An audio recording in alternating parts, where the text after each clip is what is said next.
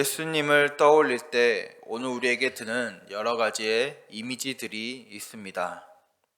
소망, 평화, 또 희생, 사랑, 또 치료 등등의 예수님에 대한 여러 가지의 이미지들이 오늘 우리의 생각 가운데 들게 되죠.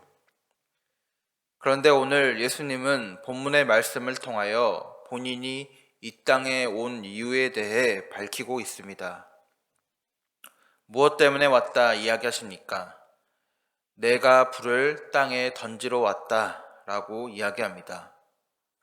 그리고 이어서 이 불이 이미 붙었으면 내가 무엇을 원하리요? 라고 이야기하는데, 이는 오늘 예수님이 던지러 온 이 불이 아직 온전히 붙지 않았기에 예수님은 오늘 이 불이 계속해서 붙기를 간절히 바라고 계시다 이야기하시는 것이죠.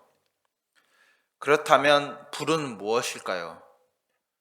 우리가 불하면 또 떠올려지는 이미지들이 있지만 오늘 본문에서의 불은 바로 복음이 전해짐으로 인해 생기는 분쟁, 또 성도의 고난, 그리고 심판 등을 의미한다 할 수 있습니다. 그래서 51절에 내가 세상에 화평을 주려고 온 줄로 아느냐? 도리어 분쟁하게 하려 함이다 라고 이야기하는데, 오늘 이 불은 51절의 이 분쟁과 동일한 것으로 볼 수 있는 것이죠. 즉, 오늘 예수님은 이 땅 가운데 분쟁과 또 고난, 또 심판 등을 주러 오셨다라고 이야기하고 계시는 것입니다. 그러나 오늘 예수님이 분쟁을 주러 왔다고 하여 예수님이 오늘 이 세상과 그곳의 많은 사람들을 사랑하시지 않는 것은 아닙니다. 오늘 이 예수님의 절절한 사랑이 본문 50절에 기록되어 있죠. 오늘 50절은 다각도로 또 여러 해석이 있을 수 있는 심오한 구절입니다.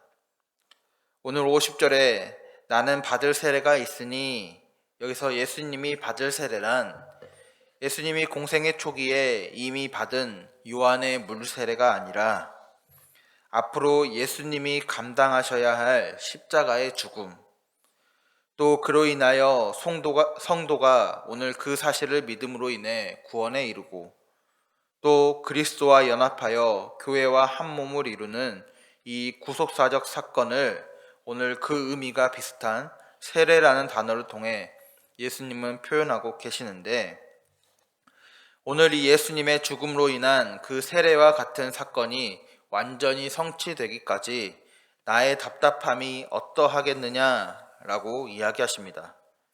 왜 답답하시겠습니까?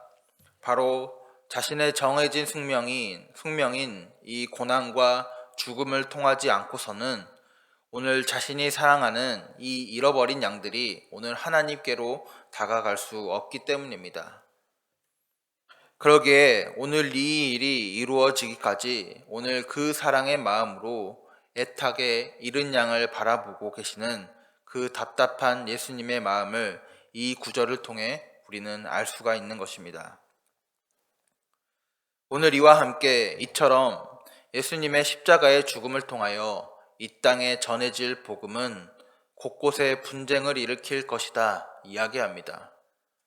다섯이 있어 분쟁하되 셋과 둘이 혹은 둘과 셋이 분쟁할 것이요, 또 아버지와 아들, 아들과 아버지가, 또 어머니와 딸이, 시어머니와 며느리가 오늘 분쟁할 것이다 이야기합니다. 예수님은 평화의 주님이십니다.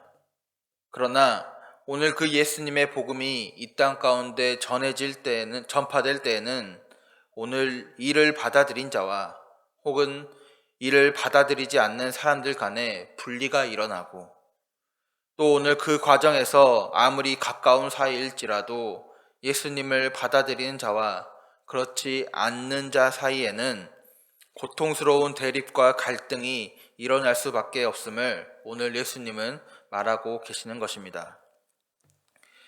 그러기 위해 그와 함께 오늘 그 과정 속에서 우리 믿는 자들의 복음 전파에는 언제나 고난과 고통이 뒤따를 수밖에 없음을 오늘 예수님은 분쟁이라는 단어를 통해 말씀하고 계시는 것입니다.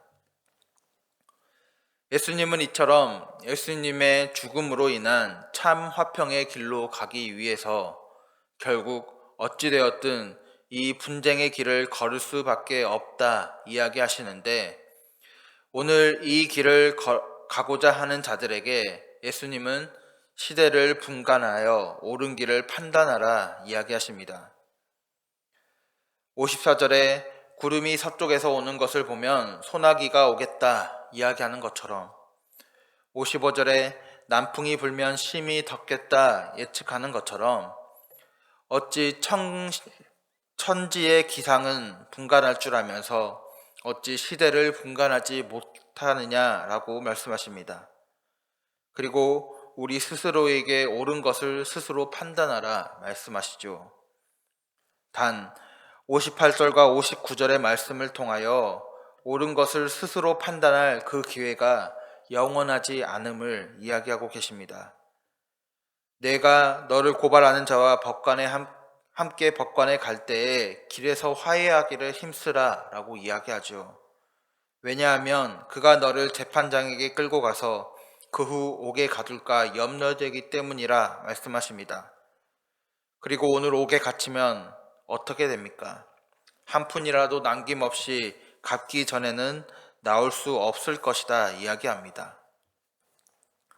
즉, 오늘 우리가 하나님의 심판대 앞에 가기 이전에 잘못된 것을 하나님 앞에 고하며 미리 회개하여 옳은 길을 선택하여야 한다 이야기하시는 것이죠. 왜냐하면 우리가 심판 후에는 그 길을 돌이킬 수 있는 방법이 없기 때문입니다. 그러하기에 오늘 우리는 아직 회개의 기회가 있을 때, 또 돌이킬 기회가 있을 때 오늘 우리를 돌이켜 예수님 안에서 이 시대의 흐름을 바라보며 하나님 안에서 옳은 길을 선택해야 하는 것이죠. 여러분은 여러분이 살아가는 이 시대를 어떻게 바라보고 계십니까? 여러분은 이 시대를 잘 분간하는 지혜 가운데 살아가고 계십니까? 오늘 이 시대를 잘 분간하는 지혜 가운데 살아간다는 것은 오늘 우리의 이 시대가 어떤 시대인가, 또 얼마나 예수님의 재림에 가까이 왔는가에 대한 자각을 의미하기도 하지만, 그와 함께 오늘 우리가 어떤 예수님의 제자로 예수님이 원하시는 일들을 이루며 살 것인가에 대한 깨달음과 그에 합당한 모습대로 살아감을 의미할 것입니다. 오늘 우리에게 무한정의 시간이 주어져 있다면, 또한 오늘 우리가 예수님이 다시 오실 그때를 제대로 알고 있다면 오늘 이 시대를 분간하는 지혜는 크게 필요하지 않겠죠. 그러나 오늘 우리는 예수님의 재림에 가까운 시대를 살아가고 있고, 또한 오늘 우리가 돌이켜 회개하고 하나님의 길을 선택할 시간이 우리에게 매우 한정적으로 주어져 있기에, 오늘 우리는 이 영원한 심판을 받기 이전에 오늘 이 시대를 분간하는 지혜를 통해 하나님이 원하시는 길을 선택하도록 노력해야 하는 것입니다. 이 시대를 살아가는 오늘 우리에게 우리가 원하는 것을 얻고 난 다음에, 또한 오르고 싶은 자리에 오르고 난 다음에, 혹은 우리의 가정과 나의 자녀의 앞길이 평안해진 다음에, 이루고 싶은 것을 다 이루고 난 다음의 시간은 우리에게 보장되어 있지 않습니다. 그러기에 오늘 우리는 때론 복음에 합당한 삶을 살아가며 분쟁과 고통, 고난 가운데 살아가더라도 오늘 복음에 합당한, 또한 복음을 전하는 자의 길을 매 순간 성실하게 걸어가며 오늘 예수님의 재림을 준비해야 하는 것이죠. 바라기는 오늘 우리에게 주어진 이 하루하루를 오늘 복음에 합당한 삶을 살아가기 위해, 또한 복음을 전하는 자의 길을 성실히 걸어가기 위해 매 순간 노력하며 오늘 우리에게 주어진 소중한 하루를 예수님 안에 의미 있게 살아가는 오늘 우리의 삶이 되기를 주님의 이름으로 축복합니다.